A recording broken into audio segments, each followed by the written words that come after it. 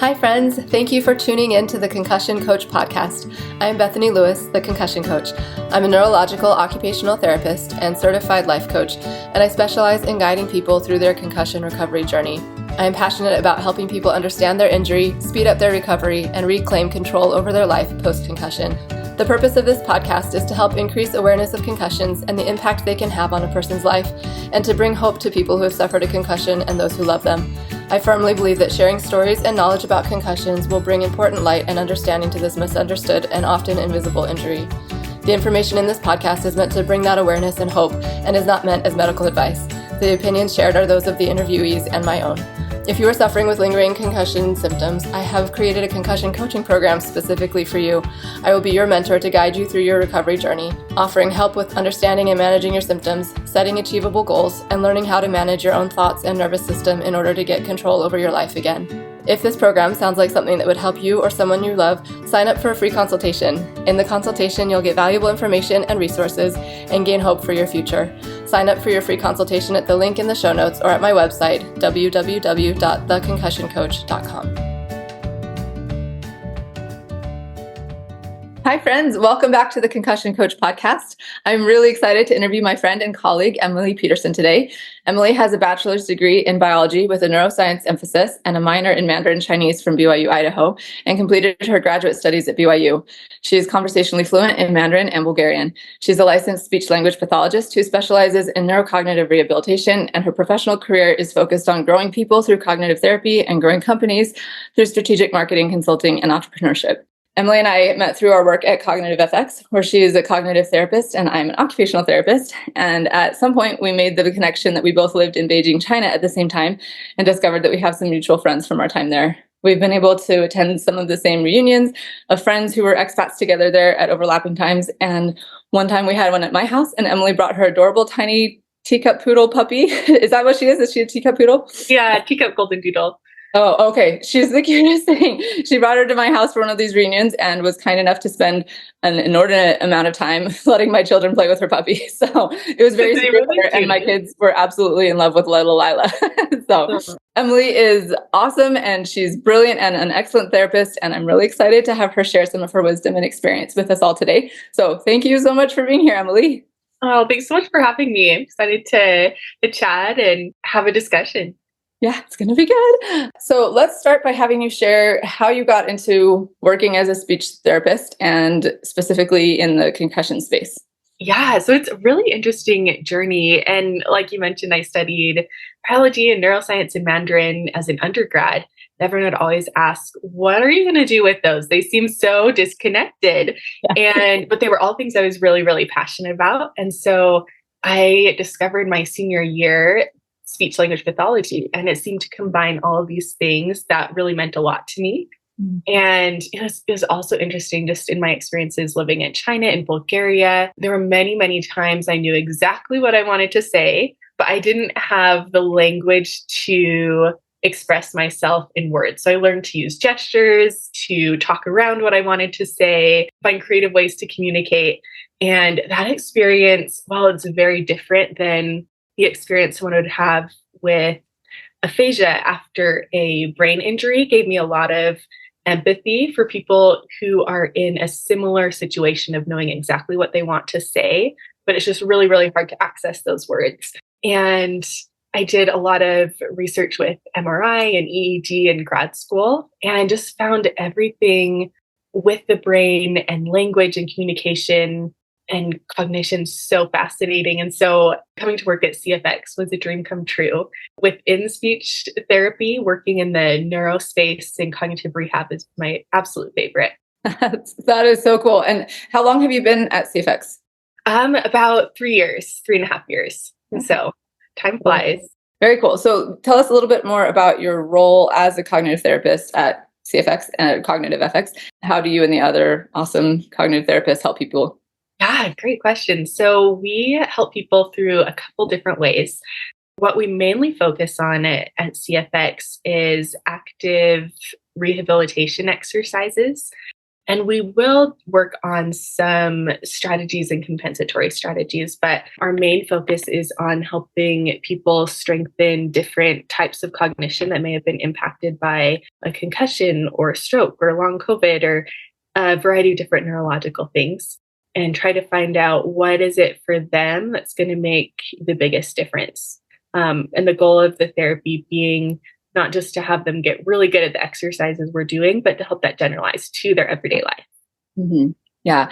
Yes. That's one of the things that I love about working there as well, is just that it isn't just compensatory. We're not just like helping people deal with what it is, but like actually helping people improve. And Right. Right. it is very good. So how much did you know about concussion specifically prior to working at CFX? I understood a fair bit, and I've learned so much more since starting. So with my neuroscience coursework, we talked pretty extensively about stroke and head injury, but there wasn't as much focus on concussion and specifically how that's different than other types of head injuries. And it's been a really neat opportunity to get to learn even more about how the brain works and different ways to help people recover. Yeah. Was there anything that surprised you as you came to learn more about concussions, especially, and have worked with clients? One interesting thing that I learned since working at Cognitive Effects is this concept of neurovascular coupling and how that plays such a key role in cognitive function. Essentially, the ability for different areas of the brain, when they need to activate during cognitive tasks, be able to summon the resources that they need and for those resources to come. And it's been interesting to see just how concussion impacts people so differently. Some people might have more symptoms regarding their balance or their vestibular, in other words, vision. Other people, it's a lot more cognitive, the types of things I work on. Maybe it's word finding, or maybe it's, where did I put those keys? And those things happen in everyday life, but concussion, we see those things happen more often. Mm-hmm. Yeah, it is so interesting, the very broad variety of symptoms that can come up. And that has been really interesting for me as well to observe that. It's not a cut and dry thing. Like a concussion Right. it's so individualized, and everybody's recovery process looks so different too. But there are still some general things that definitely apply to everybody. Right. And it keeps us on our toes, but it's also super interesting, and therapy can be very effective. So, Right. so tell me, let's address some of the more common cognitive issues that people experience, and maybe you could tell us how and why a concussion can affect these symptoms and what challenges people might experience because of them or because of the concussion. And I listed a few, but there may be some that I missed, so please fill in. I'm just going to say them really quick. So memory, which can include the short-term and the working memory and the long-term memory, and then planning and decision-making, focus and attention, and following directions. Again, there's probably more. So tell us what we need to know about these different issues and what people might see from a concussion in relation. Yeah. And you pointed out so many different areas that can all be impacted by concussion. And one thing that I find really helpful to share with people asking like, oh, why is this harder now? Is just talk a little bit about concussion, what happens in the brain during a concussion, what are some things people might find afterwards, and some strategies to help manage those symptoms overall. And cognitive fatigue management is kind of a key piece that I see common in almost everyone who has post-concussion symptoms. Something we also see in long COVID, stroke, and to a degree in the population that hasn't experienced those things, but it's a lot more pronounced when someone has had a concussion or head injury. And when that concussion happens, there's several different types of concussions, but what we see in all of them is swelling in the brain and inflammation. And depending on how the brain is impacted by that, we'll often see parts of the brain compensating for other areas that have been impacted, which often leads to a lot more energy and resources being used more quickly than it did before. We see impacts to neurovascular coupling. And so you think of of cognitive energy, like a battery, or like a thermometer going from 0 to 10. 10 would be fully charged, feeling great. And what we see in the concussion world is that battery just drains faster than it would have pre-injury. Whether it's conversations or being under fluorescent lights or anything that uses the brain, it starts to use that energy. And when people get to about a 7 or 8 on the scale, they'll start to notice some symptoms of cognitive fatigue. For some people, it's word finding. It becomes a bit harder. They're noticing headache. And some people have a headache that's just long standing, kind of a constant background headache. In that case, they just notice that headache going up a little bit. They might notice some dizziness or feeling emotionally a little bit on edge. And when they get to about that 7 or 8, I'll typically recommend they take about 5 minutes to do a recovery exercise. We could spend hours and hours talking about different types of recovery exercises, but I won't get into those now. But the benefit of taking those 5 minutes is that can either help stabilize those symptoms or, best case scenario, help boost their energy level back up a little bit. But what I'll often see is if people continue pushing past those symptoms without taking time to do a recovery exercise, they'll get to about a 3 or 4, which is this interesting place where they've pushed too far but might not realize it yet. And especially with a lot of people who come through cognitive effects, they're very motivated, very hardworking, and many people, myself included, love to just push through. And it's something a lot easier said than done. But when you get to that 3 to 4 level, symptoms have gone up at least 3 points on a 10-point scale.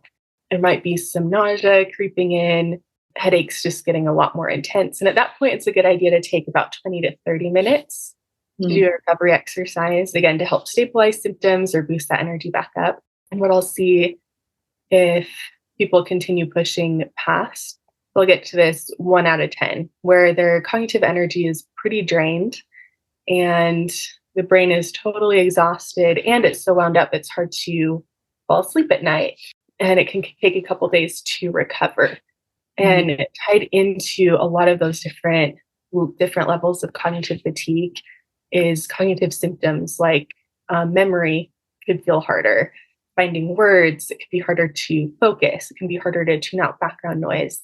A lot of those things you mentioned are just exacerbated a lot when those cognitive energy levels are lower. And so taking that extra time in advance to sharpen the saw can be so helpful in helping decrease the severity of symptoms that someone's experiencing from a cognitive perspective.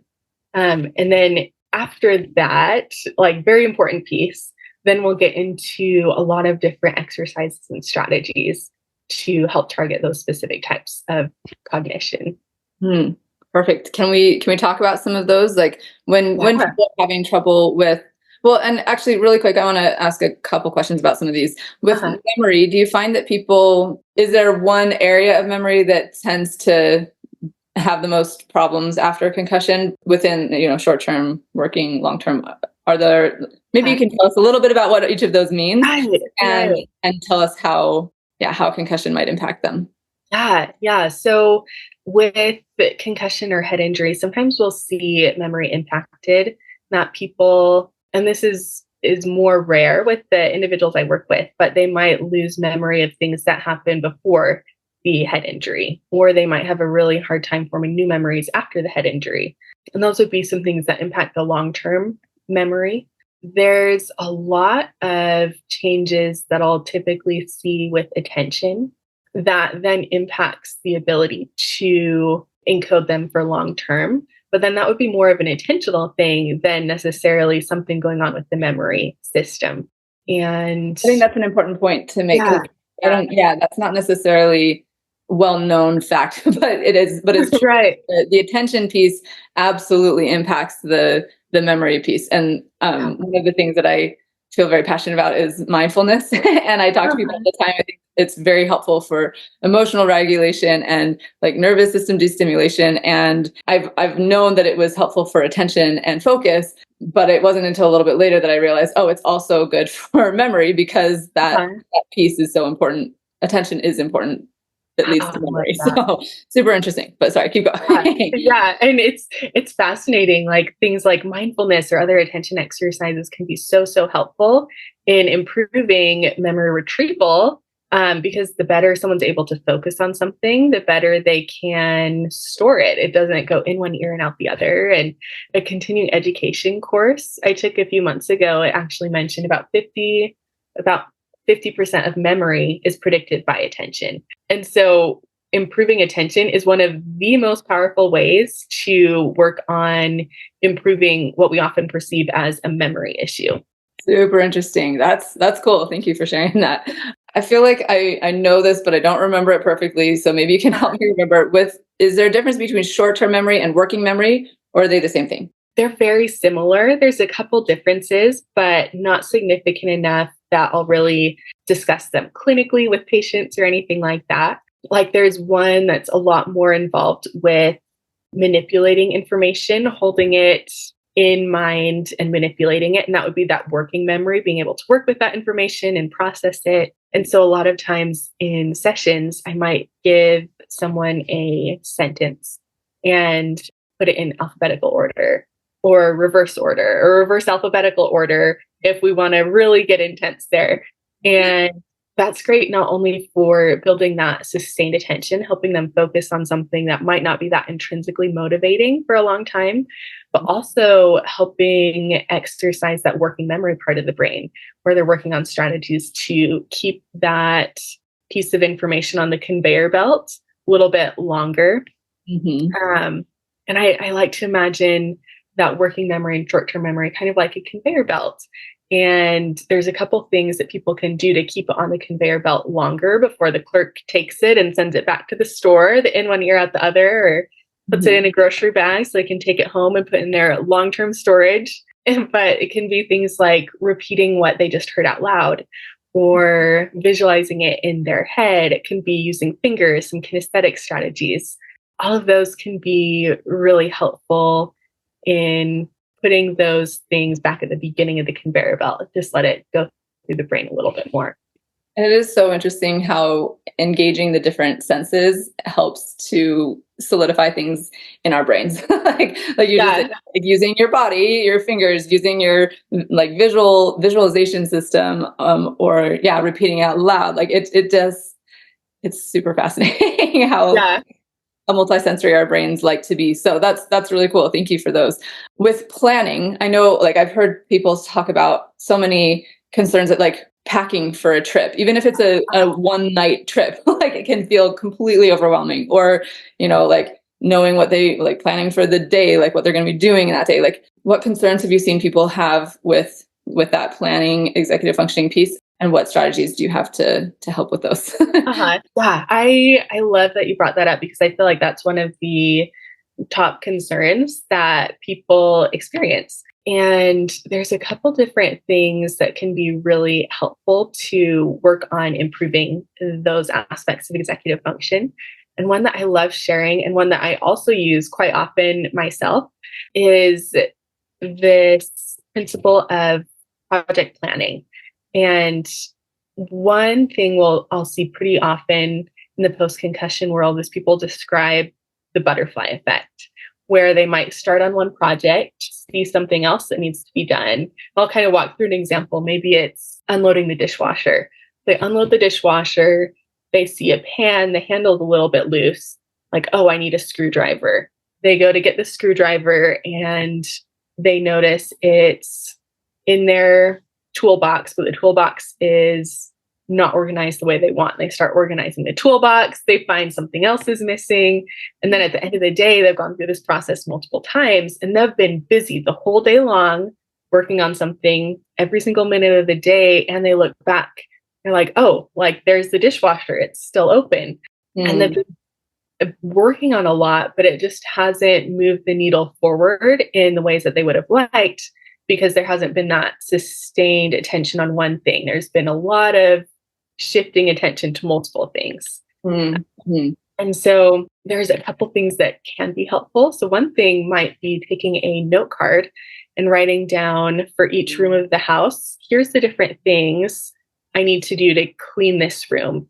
Maybe even laminating it, having a dry erase marker you can check the pieces off, and having it be this sustained attention exercise to go through that checklist, not move on until you've finished each thing, and then move on to the next room.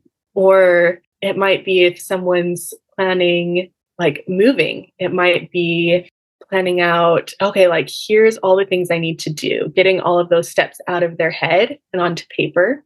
And the goal is just to get everything out of the brain. It doesn't need to be in order. And then after everything's on paper, then we'll go through and we'll order those items. Just give it a number 1, 2, 3, 4, 5. Then take a brand new piece of paper, rewrite it in the order like it to have happen, and then go through and estimate how much time is each piece going to take. And if it's a question between, will this take 15 minutes or 30 minutes? We'll go with the 30 minutes because it's easier to have some extra time than to make up lost time. And then take a planner. I love paper planners because for one, there can sometimes be some screen sensitivity post-concussion. But thing two, the process of physically writing something in the planner, it's that multisensory piece we were talking about, where it just helps improve like the memory of, okay, here's what I'm going to do and when. And so to write it down in that planner and focus on 2 to 3 things each day, planning around nutrition and meals and all those other things. There's so many things that we have to plan and think about. Right. Yeah. Right. I too love paper planners. This is how I roll. Yeah, no, those are really helpful. And again, interesting that the attention piece plays into planning. And right. Yeah. That's important. Let's talk real quick about decision making. I imagine you've read The Ghost in My Brain. Have you read that one? I haven't. I'll have to check it out. I think you would like it a lot. It's super interesting. But he talks about, and this is something that I've heard from other people, but his is kind of a more extreme case, but just where making a decision is so hard. And it seems like even the simplest decisions are the hardest, almost like between an apple or a sandwich, right? And I had a conversation with a friend who on the podcast a few times ago, who was like, I just couldn't make decisions, and my family thought that I was just like being stubborn, or it comes across as not what the person is experiencing. I can see how people could get really frustrated, but the person experiencing it is extremely frustrated as well. And it's something that I can't fully relate to. Decision making has been challenging for me growing up, and in my past, just getting stuck between all of the possibilities and making it feel like such a big deal as to, if I make this decision, what is my whole future going to look like? Right. But I don't think that's the issue. I don't get that sense when I talk to people who have trouble with decision making. It's just there's a process in the brain that's just not working and they can't decide it. In the book, he talks about just calling a friend and being like, should I eat the apple or the salami? And he's like, eat the apple first and then have the salami. And that was all he needed. But it took him days to make that decision, and he couldn't until he called somebody. So have you seen stuff like that? Or can you help us understand what's going on with that process and what people any ideas for people who are having trouble with that? Yeah. And I think that's a really key thing you hit on is decisions can feel a lot harder post head injury. And I think a big piece of it, and there's many things that play into it, and for each person, there's going to be different things. But I think one big piece is if working memory or attention and working memory have been impacted, where previous to the head injury, someone might say, just have a subconscious process of, here's the pros and cons of each decision. If there's been disruption to attention and working memory, we'll think, here's this option and the pros and cons. And here's this option and the pros and cons. But by the time they think of the second thing, the pros and cons have kind of disappeared for the first thing. And so things to work on attention, working memory, and executive function exercises can all be helpful active rehabilitation strategies. And so things like Sudoku and deduction puzzles, logic puzzles can be helpful. But a functional strategy I also like to share with people is this really helpful tool. I learned it at my second externship in graduate school, working at an outpatient neurorehabilitation center. And they refer to it as Benjamin Franklin decision making. And this is especially helpful for bigger decisions that have more weight to it than, eating an apple or salami first. But say someone's trying to choose, should I go to this university or that university? Or should I stay where I'm at or move to a new job? And then creating a 4x4 matrix and labeling one side solution 1, labeling the second side solution 2, then having the top row be pros, the bottom row be cons, and then writing out an equal number of pros for each option, then an equal number of cons for each option, and then going through and ranking each line item from 1 to 10. How important is it to you? 1 being not very important, 10 being game-changingly important. And then after doing that for each of the line items, for each of the 2 solutions, you can then sum up, okay, how many pros are there? How many cons are there? For each one, you subtract the cons from the pros. And then at the bottom, you'll have a very objective measure of which one makes the biggest difference in your life. That's so cool. Isn't it fun? I've heard of pros and cons list, but that it makes it more objective. And that's a super interesting way to approach it. Yeah. So, and I love it because 1, it helps get everything out of my head and onto paper, but then it also is just so visually powerful. Based on my core values, this one is more closely aligned. And with decisions like that, it can be helpful too to consult with close friends and family members, but I just find that to be a really helpful tool to have in the toolkit to help out with. Yeah, that's fantastic. Thank you for sharing that. Yeah, for sure. Use it myself. So Benjamin Franklin decision making, is that something that he did or something? Why is it called that? That's a great question. And I'm not sure. That's just what we called it. But I wouldn't be surprised if that's a method he had. So yeah, super interesting. Cool. Well, thank you for that. Okay. So 2 more really quick here. Following directions. Is that also an attention thing? Because I wanted to talk about attention. That's going to be the last one here because it seems to be influencing everything. But yeah, is following directions something that people have extra trouble with after a concussion? Yes. And depending on the person, for some people, they'll notice it more or less than others. It can be several different things playing into it. So some people might find written instructions easier to follow than verbal instructions. And that's actually what I'll see a lot of the time is verbal instructions become a lot more challenging. And part of that is the auditory processing. There's the verbal comprehension, there's some processing speed, there's the attention to it. So if a boss is saying, hey, could you do this and then that? But if there's a bird that comes and smacks against the office window, you look to that and then, oh, what was that? Yes. Yeah. Or noises in the office that pull that attention away. That makes it a lot harder to follow those directions. But I'll often see too, and I think the more severe the concussion or the head injury, sometimes the more difficult that following directions piece will be. But working memory too, how many items can someone keep in their working memory at a time? Sometimes that is something that can be impacted by concussion. And so to improve on following directions, a really easy to implement exercise that people could do at home is enlisting a friend or family member and starting out with practicing 1-step direction.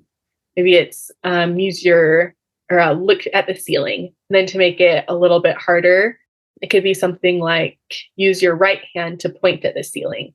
And then move on to 2-step directions and gradually making those 2-step directions more complex. And then 3-step directions for a really good challenge, move into 4-step directions and multi-sensory things. You could throw some background noise in there, have someone waving their arms, being really visually distracting. And with written following directions, following a recipe can become a lot more challenging post-concussion. And so it might be something like starting with a recipe with fewer ingredients and fewer steps. It might be printing out the recipe so it's in a larger font with more space between each of the lines. It might be pulling out all of the materials you'll need to do the recipe before starting the recipe, taking out all the ingredients, pots, pans, measuring cups, measuring spoons. And there's a lot more we could get into with these, but yeah, no, I love this. I love how much OT and PT overlap as well. Like all these things, I'm like, oh yeah, these are things that we've done. So it's so good and so important. And again, that attention and focus piece is so vital. So let's talk about that for a second. Can you tell people what the term distraction suppression means? Yeah. So yeah, when I think of distraction suppression, I think of the brain's ability to filter out things that aren't important, that aren't meaningful to the task at hand. So it might be going through an airport and being able to tune out all the noise of people going here and there, kids running, and to be able to look at the sign and find which way to go to get to your gate. It's something that's impacted a lot post-concussion. And there's multiple reasons for it. Like sound mapping is a huge thing. We find at CFX is if someone perceives a sound is coming from one location, but it's actually coming from another, that creates this cognitive dissonance in the brain. So improving sound mapping can be really helpful. But it can also be helpful just to give the brain extra practice and opportunities tuning out those distractions in a low stakes environment like therapy. So it's pretty common during therapy sessions, I'll turn on a variety of different types of background noise, just on YouTube searching office sounds or playground noises or things that people are likely to come across in their everyday life to give them practice tuning that out. Yes, I love that. And I have been very surprised at the random things that you can find on YouTube. Oh yeah. Oh yeah. like 10 hours of restaurant background noise. I'm like, who listens to this? I mean, it's great. I use it, but why else would yeah. Yeah, it's so funny. So distraction suppression is super interesting and something that I feel like I get a lot of practice at with 6 kids in my house. People come over and they're like, what is happening here? I'm like, oh wait, what is happening? I don't know. Like I figured it all out. So I'm a master at distraction suppression. I'm sometimes dangerously good at it. No, I'm just kidding. I won't, I'm just kidding. It's not that bad, but it is it depends on, the environments that you're in. And I think that could be something that is an interesting point too, when a lot of times people are told, go remove yourself from stimulation, sensory stimulation. And if they've been hiding in a dark room or away from people for a really long time, that would be extremely distressing. So sure. It's one of those things you got to kind of balance and baby step your way back into, but is definitely something that's an important cognitive skill. And I imagine, so distraction suppression, and then you're talking about sustained attention. And those are different things, but both part of that focus and attention piece, right? Can you talk a little bit more about sustained attention and any other pieces of attention that we should be aware of? Definitely. And kind of going back to pieces of attention that we should be aware of, one thing I always point out to people is there's a difference between practice and performance. Mm-hmm. And so with the divided distraction suppression, things I was mentioning earlier, turning on background noise, that's great for cognitive practice. I recommend when people are in performance situations, like if it's at work or they're studying for a big test, then they want to get into performance mode, get rid of all distractions possible, be in a place that's clean, quiet, kind of primed for that peak focus mode. And this, point. I remember doing swim team in high school, and in the couple of weeks leading up to regionals and just bigger swim events, our coach would have us wear nylons and leggings. We weren't allowed to shave. We're doing all we could to put our bodies in this worst case scenario so that when we were in performance mode, one, we would just feel really fast. It's a great psychological boost, but then we're also prepared. We've been working against greater resistance, so it actually need to perform in. So I kind of take that approach with a lot of the exercises too. And then going back to that sustained attention piece, That's one where it's the brain ability to focus for longer and longer and longer amounts of time. And so in exercises in the clinic, I might start out with someone doing 10 reps of the exercise, and then we'll work up to maybe even we'll start with 5 reps, and we'll, work throughout the next sessions to get to 10 reps, 15, and so on. And if it's someone in the case of trying to get back to work or go back to school, might be gradually increasing how much time they focus on a study exercise. And there's several different things out there. There's like the Pomodoro method, or it might look like something like setting a timer for 5 minutes. And you're like, okay, for the next 5 minutes, I'm going to exclusively read this chapter on exercise science. And it might be staying at 5 minutes for a week. And then, okay, like next week, I'm going to move up to 6 minutes. During that 6 minutes, I'm not going to leave this chapter for anything unless it's fire flood, something like that. And as people build that sustained endurance muscle per se, it can be really, really helpful in helping other types of cognition improve as well. Yes. So. Like we said, it just impacts everything. So right.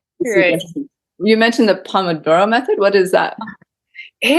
Let me do a quick Google here. It's not something I necessarily have been encouraging people to follow religiously, but it's a helpful focus strategy.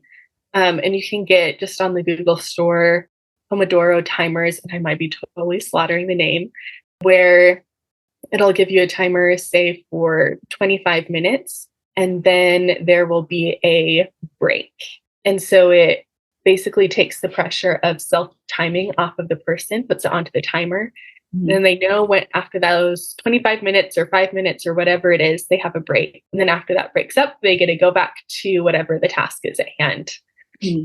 But something that I will encourage people to do, going along with kind of like that process of cognitive exercise and then taking some recovery time, is to even just set up a timer on the smartwatch.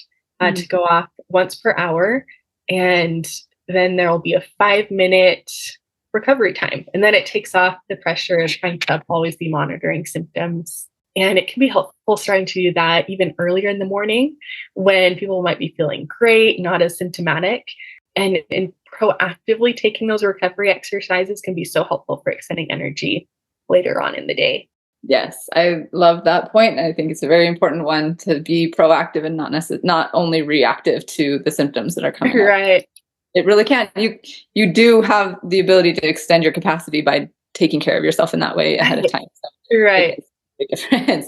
Well, thank you so much for sharing all of those. Those are, I think, really important and helpful. And I think that we might have missed one. If you have any strategies or recommendations for people who want to improve their working short-term memory, do you have anything that you'd like to share on that piece? Yeah, and that's a great thing to bring up. So in terms of working on memory, from all the research I've done, it's something that's really tricky to work on directly through active recovery exercises. The most helpful things are memory strategies and attention exercises. But in terms of memory strategies that can be helpful for getting things into that short-term working memory, and also helpful for encoding in long-term memory, can be things like involving as many senses as possible. So saying something out loud so the brain gets to hear it again, teaching it to someone else, or repeating it to someone else can be really helpful. Visualizing it, making an association to something that's meaningful to you, and even quick, tiny little review sessions. So, for example, like one thing people mention a lot is, remembering a name is so hard. Even just short term within the conversation, 10 seconds after someone's mentioned their name, it's gone. And one thing that can be really helpful for that is just including some of those strategies we were just chatted about. So maybe someone introduces themselves as Hannah. In the instant talk, be like, oh, who else do I know named Hannah? Oh, I have a sister named Hannah. And you could even say it to that person. Mm-hmm. And then in the getting to know you questions, find sneaky ways to work in that person's name. And that will not only help you remember it more, keep it in that short term and working memory long enough so that it hopefully gets into the long term, but it also really helps that person feel really valued and special and things like that. Yes, there's a lady in my ward or in my neighborhood here who moved in recently, and she, we met each other, and I think this is like maybe the second or third time we met each other, and we were like, okay, I'm going to get your name down this time. And we were like, it was really funny because we were just like, hi, Tammy. She's like, hi, Bethany. And then we would like say something else, and yes, Tammy. And, like, it was exactly what you're saying. Like, I love that. Very intentional. We were both like, kind of joking, but it was very helpful. I remember her name. I love that. It can be. It's effective. So. Yeah. I was just going to say, like, with numbers, for example, like one thing all of us experience is this two-factor authentication, and this big old long number will just come in a text message. And what I'll typically do is just look at it a couple times, but there's some things you can do to help boost like that short-term working memory with numbers. And so if you think about phone numbers, they have this rhythm built in. They're chunked into two pieces. Like 353, 3732, and taking that approach of adding rhythm and breaking things into small pieces can be really helpful with numbers. So just wanted to throw that in because it was something that just came to mind. Yeah, no, that's, I think, really important. And I think it's important to know too, like rhythm and putting things to song or like, it's those so powerful. So powerful. I mean, I remember I had somebody say something and it triggered something. I like brought up this song and I was like, from my childhood, I don't even remember what it was at this point. But it was like, I was like, what the heck? Where did that come from? How do I remember that? Songs are powerful. But yeah, even just the rhythm can be very helpful. That's how I help my kids memorize my phone number.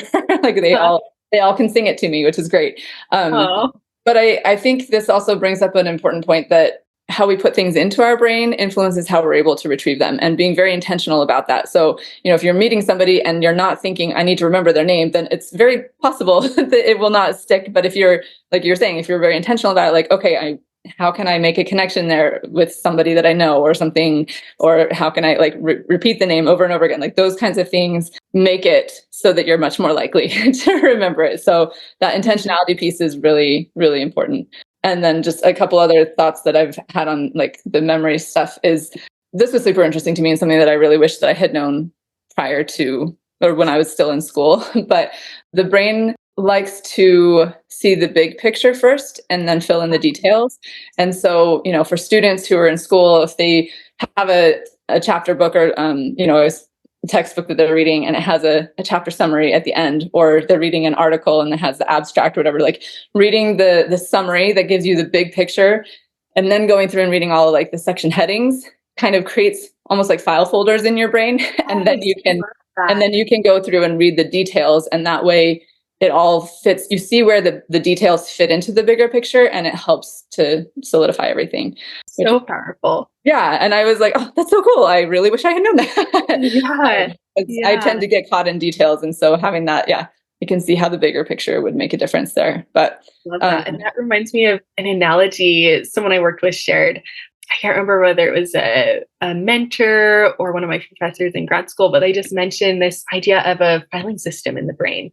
And that concussion or head injury, the experience is kind of like going to get something from a file. But when you get to the room with the files, it's like someone's kind of riffled through the cabinets. Maybe some files are on the floor or in different cabinets, or papers different places. And something that breaks my heart working with different people is they'll sometimes mention, after the concussion or head injury, like, I'm not smart anymore. And one thing I just love to remind people is that this concussion does not impact your intelligence at all. You are still smart and intelligent, and you're just working a lot harder because something's gone through those filing cabinets. And like you said, like that intentionality of extra organization post head injury just helps in that process of putting those files back in a good order. And there is so much hope for recovery and continued progress. And I think just noticing those small wins of, I was extra intentional about my studies and I was able to remember it better are so important. Yes, that's so important. Thank you for sharing that and bringing that up. I love that perspective. And I think it's helpful. You have seen it so many times. You've worked with so many people that it's good to hear that from someone who knows. So thank you for sharing that. And I want to ask you about the brain-based or the computer-based brain games like Lumosity, Brain HQ, those kinds of things. Do you have thoughts on those? Are those helpful? Is that a thing that you would recommend that people look into? Oh, yeah, that's a great question. I think there's lots of really great things that both of those bring to the table. People can work on a variety of different cognitive tasks within those apps. I'd say the downside would be if someone's struggling with some screen sensitivity, then I would likely recommend some paper-based exercises instead, and to always follow the 20-20-20 rule. So if you've spent 20 minutes looking at the screen, take 20 seconds and look at something 20 feet away. Mm-hmm. That is an important one. Thank you for bringing that up. Yep. That is really, really, really important for the screen sensitivity and light sensitivity. Are there other apps or games or, paper product ones that you recommend that people use if they're concerned about their cognitive function? Yeah, and I'll have to say I'm a little bit biased about this one, but I've recently been putting together some workbooks of deduction puzzles, because a lot of times at the end of treatment, we'll be walking through the home exercise plan. People ask, where can I find some more of these deduction puzzles? And so I've just been putting together a resource, paper-based, that people can do on their own. And it's designed to have a little bit of something for everyone. So say in the case of a more severe head injury, there's deduction puzzles that might have 2 rows or 2 columns in 1 row. And then we work all the way up to ones that are really, really complex and have all kinds of algebra and different types of logic and reasoning, and working on putting together some other resources. Again, all like either paper-based or manipulative-based, meaning something you can hold and is not screen-based. And they're in pre-order phase right now, but just available at the website cognitivebraingames.com. And so anyways, I'm really excited to have this resource available. And another thing that's really important to me is all of these resources are designed specifically for people who have had brain injuries or long COVID, not only to help in their recovery, but also a portion of all the proceeds go to support charities and nonprofits that help people who have had brain injuries and concussions. And so it's been a really fun project to work on. That's the coolest thing ever. I love it. I am so excited for it. And I think that will be fantastic for people. So I love that you saw a need and are making that happen. That's so great. And yeah, the charity piece of it is really important too. I love that you're doing that. Thanks for making that happen. Yeah. So if people want to access it, they can go to that website. We'll put it in the show notes. And yeah, that's fantastic. So what suggestions, we're going to move on to another section here. What suggestions do you have for people who have cognitively intense jobs and whose symptoms spike because of that cognitive demand at work?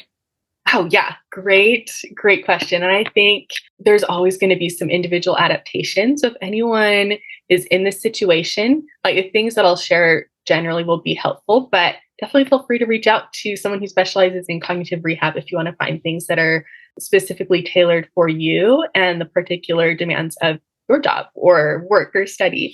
And there's a couple things generally that can be really helpful.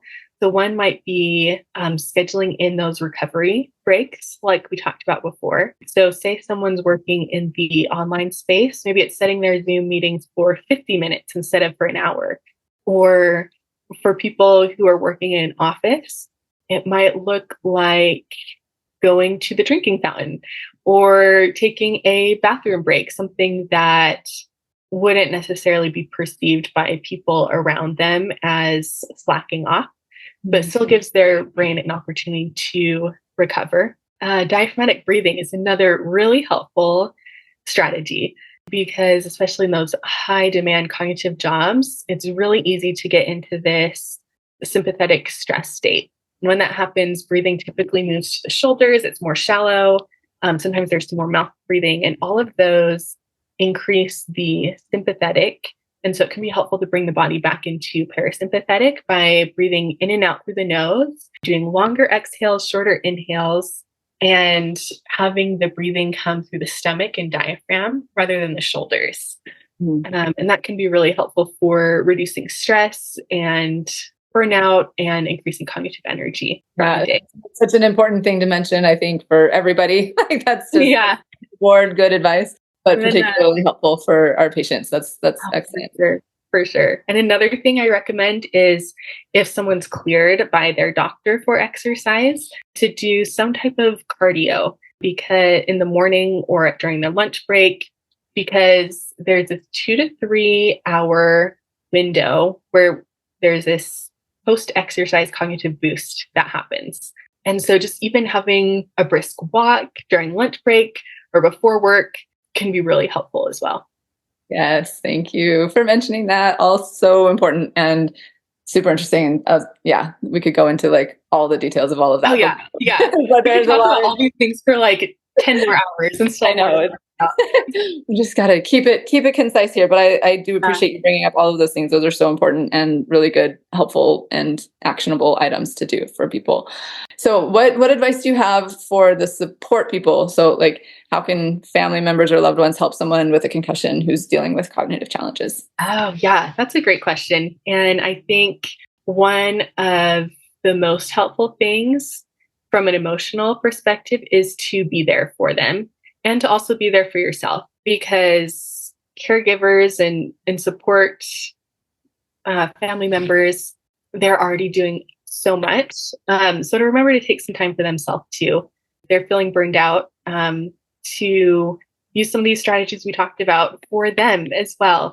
And just becoming more educated about concussion can be really helpful, because it can be pretty common for people who have had a concussion or head injury just to feel isolated, because there's a lot of misconceptions out there about head injury. And is it real, or is it all in your head, or are you making it up? And so just to help validate those symptoms can be so powerful for them, while also not getting into a place where they're doing things for their friend or family member that their friend or family member could do for themselves. Because if someone can do something for themselves, they should. We don't want to get into the place of becoming that person's crutch. And so finding a balance between pushing them hard and not too hard, and being there and emotionally validating, and just a listening ear and friend to lean on. Yeah. Oh, and that's, I don't know, even just as you were saying, I was like, oh man, that's got to be such a hard balance. Yeah. There's like so many like support groups out there for family members and caregivers, and those are great resources as well, because it's not an easy journey for someone who's had a concussion, and it's not an easy journey for someone who's supporting someone with concussion. Yeah. Yes. And I think, those support groups are really important. I think that's a great place where people could, talk to people about like, okay, what is pushing too hard, or what is letting them, how much do I, support and just encourage and like allow people to be where they're at, versus when and how do we encourage people to push themselves more or whatever. Or I think to just the safety default would just be to love and listen. And I love that. Yes. But it is, I think the family members can be an incredible support. And sometimes people do need some encouragement and help, and like, they'll do better if they are given a little bit of a push. So it's a balance, and there's so many dynamics. Like, I think it's definitely not something that we can just say, you should always do this, but right. approached with prayer and love and an open heart to know how to manage those kinds of things. And I think something too, we kind of touched on before, is just the person is struggling so much themselves. They might be feeling like they're stupid all of a sudden. They might feel like they know to some degree. I think there's a lot of lack of self-awareness with a brain injury too. They might not really understand how impacted they are, but to some degree, I think a lot of people recognize that there are deficits, that they can't do the things that they used to, that they're not showing up the way that they want to as a spouse or as a parent or as a child, or as a student, whatever, they're feeling that themselves. And so just like loving and having all the patience with them, and knowing that they're struggling too. And then, taking care of your own needs as a support person, because can't pour from an empty cup, which I've said more than once on this podcast before, but yeah. So perfectly and powerfully. Thanks. So tell me, I think we touched on, and you've mentioned a few, and I love them, but is there any other recovery exercises that you think are especially helpful for, again, it could be support people or the patient themselves, things that you want to make sure that people are aware are options? Oh yeah, that's a great question. And I feel like there's so many different opportunities out there, whether it's working with a speech language pathologist who focuses in cognitive rehab. Occupational therapists also offer there's so much overlap between our fields. For physical therapists, I would say your recovery is a really valuable and important way to invest back into yourself, and finding ways to actively work on recovery could be something as simple as just working on at home, the different things we chatted about on the podcast, or things that have been recommended by other speech pathologists or occupational therapists, doctors, but that you are worth investing in, and just to continue having hope that things can improve and can get better. There was a study one of my professors mentioned in grad school looking at individuals who had stroke, I believe, and he mentioned that historically in the medical community, there had been this misconception that there's about 1 year of recovery, and then after that, that's kind of where you hit a plateau. And just what we know about the brain is that's so far from true. There's so much neuroplasticity that happens, and in this particular study, they looked at 13 plus years, people continue to make improvements. So just know that there is hope out there, and don't be afraid to ask for help or support from friends, family members, professionals. Is got a community that cares and wants to help. Yes. Oh, beautifully said. Thank you. And I love that you brought that hope piece in, because that really is why this podcast exists and what's driving me in this, because I do feel like there is so much hope and not a lot of broad knowledge of it. Like people don't always get told that, hey, there is hope for recovery, keep going. It's okay, this is your new normal, get used to it. So this is, I appreciate you bringing that up, and that hope can make all the difference. Like if people believe that there's a possibility, then they'll work towards it. If they don't, then they don't, and then they're stuck for real. So it just definitely, it can make all the difference in the world. So thank you for bringing that up. And if there's anything else about concussions or cognition or anything that you want to throw out there at the end here, we'd love to hear it. And also, if you want to share with us how people can contact you or get in touch with you if they want to hear more, or again, maybe repeat where they can get that. Yeah, for sure. And I feel like I could stay on the line for like 20 more hours. We could just have a marathon just talking about concussions and head injuries and things like that. But to be supportive to you and your listeners, let's not do that. But I would love to be in touch if anyone does have any specific questions about anything I've chatted about, or is interested in accessing some of those deduction and logic puzzles, which, by the way, some cool things with research have looked at what exercises can be most impactful for the brain. And they've found that executive function exercises are especially helpful because they've been shown to generalize to things outside of that exercise themselves. So with these deduction puzzle books, we don't want you to get just really good at doing deduction puzzles and logic puzzles, but to have it transferred to decision-making and logical reasoning things in everyday life.